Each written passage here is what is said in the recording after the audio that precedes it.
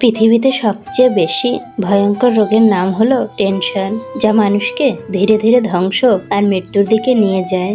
এক ফোঁটা বিষ অনেক জল নষ্ট করে দিতে পারে। ছোট্ট একটা পাথর বড় একটা কাজকে ভাঙতে পারে। ছোট্ট একটা মিথ্যা কথা পুরো জীবনটাই নষ্ট করে দিতে পারে। বিশ্বাস জিনিসটা বড়ই অদ্ভুত। মানুষ জীবনে যা কিছু পায় বিশ্বাস করেই পায়, আর যা কিছু হারায় বিশ্বাসের কারণেই হারায়। যিনি দিতে শেখেননি তিনি আসলে কিছু পেতেও শেখেননি। দেওয়ার আনন্দ তো পাওয়ার আনন্দের চেয়ে আকাশ সমান বড়।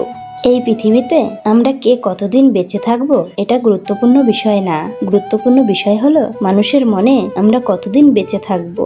3 দিন না খেয়ে থাকুন, কেউ ফিরেও তাকাবে না। একদিন মদ খান, সমাজ আপনাকে নিয়ে বিচারে বসবে। সব রকম চেষ্টা করে দেখেছি, যুদ্ধ জয় সহজ মানুষের মন জয়ের থেকে। আপনি যে সৎ তা সব জায়গায় প্রমাণ করতে যাবেন না। যেখানে সততার মূল্য নাই সেখানে সততা দিয়ে আপনি কিছুই করতে পারবেন না। আজকাল কেউই আর ব্যক্তিত্বের প্রশংসা করে না। যার টাকা আছে তাকেই মানুষ ব্যক্তিত্ববান বলে স্বীকৃতি দেয়। সাকসেসফুল হতে গেলে কি লাগে? অপমান, খারাপ সময়, একাকিত্ব, নিজের প্রতি আত্মবিশ্বাস আর প্রচণ্ড জেদ। ব্যাস, তোমার জয় নিশ্চিন্ত। কখনো একা বসে নিজেকে একটা প্রশ্ন করো, তুমি মরে গেলে কার কি এসে যাবে? যাদের এসে যাবে তাদের খেয়াল রাখো, বাকি সবাইকে ছেড়ে দাও। হারার অভিজ্ঞতা না থাকলে জিতে মজা নেই। মানুষ বড়ই অদ্ভুত। ভদ্র আচরণকে দুর্বলতা ভাবে আর বদমেজাজকে ভাবে ব্যক্তিত্ব।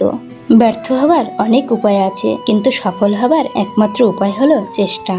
দুটি সময়ে আপনার চরিত্রের পরিচয় পাওয়া যায়। যখন আপনার কাছে কিছু থাকে না তখন আপনার ধৈর্য, আর যখন আপনার কাছে সবকিছু থাকে তখন আপনার ব্যবহার। খাবারে বিষ ঢেলে দিলে সেটার চিকিৎসা করা সম্ভব, কিন্তু কানে একবার বিষ ঢেলে দিলে সেটার চিকিৎসা করা সম্ভব না। সারা জীবন টাকা টাকা করে একটা সময় দেখবেন টাকা অনেক হয়েছে, কিন্তু টাকা ভোগ করার সময়টা চলে গেছে।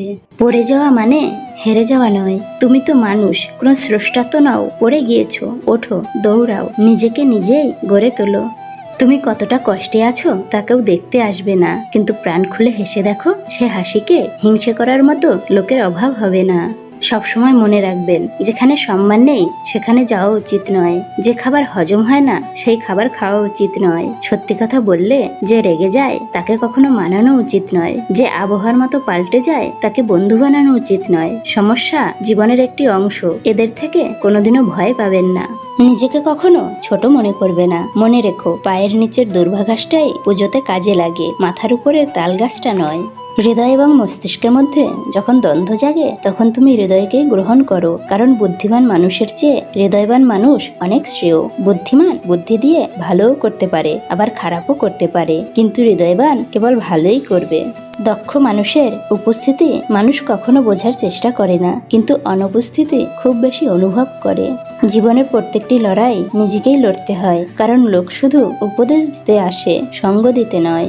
শতদিনের ভালো ব্যবহারের প্রতিদান না দিলেও একদিনের অনিচ্ছাকৃত ভুলের প্রতিদান মানুষ খুব ভয়ানকভাবে দেয়। রক্তের সম্পর্ক, আত্মার সম্পর্ক প্রায় বিলুপ্তির পথে। এখন একমাত্র স্বার্থের সম্পর্কই জমজমাট। লোভ, হিংসা মনে জাগলে অনেক কিছু হারাবে, আর যদি ভালোবাসা জেগে যায় তবে নতুন পৃথিবী দেখতে পাবে। যে ব্যক্তির অন্তর অহংকারে পরিপূর্ণ থাকে সেই ব্যক্তি নিজেকে ছাড়া অন্য কাউকেই উপযুক্ত মনে করে না। আটকে রেখো না কাউকে, যাচ্ছে যাক চলে। শুকনো গাছেও পাতা জন্মায় বসন্ত শুরু হলে। অপেক্ষা যদি করতে পারেন, ধৈর্যকে সিদ্ধান্ত নিতে দিন, তাহলে একদিন আপনার পাওয়াটা হবে অনেক সুন্দর। সমাজ মানেই তো যে অন্যায় করে তার কোনো দোষ নেই, যে অন্যায়ের প্রতিবাদ করে সব দোষ তার। নারী আছে বলেই পৃথিবী এত সুন্দর। নারী আছে বলেই পুরুষের জীবনের অর্থ রয়েছে। নারী আছে বলেই পৃথিবীতে তুমি আছো। তাই নারীকে সম্মান করতে শিখুন।